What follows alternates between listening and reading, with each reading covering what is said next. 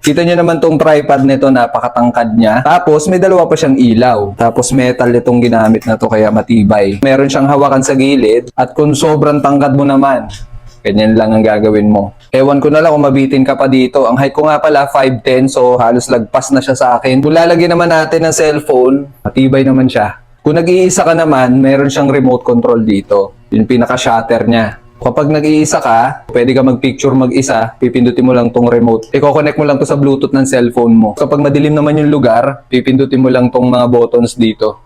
Pwede mong palitan yung ilaw, pwedeng siyang warm, or pwedeng puti lang, na-adjust naman siya. Kung gusto mong ganyang kaliwanag para kitang-kita ka sa madilim na sitwasyon. Pwede mong gamitin to sa live streaming, sa mga vlogs mo, kahit nasa labas ka or gabi. Kagandahan nito, may hawakan to. Medyo stable yung video nito dahil makokontrol mo siya dahil dito mo siya hawakan sa may handle niya. Mami-minimize mo yung likot ng video mo. Kagandahan sa ilaw na to, natatanggal to. Detachable siya.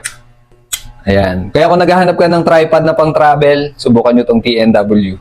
Nasa yellow basket lang yan mga tol.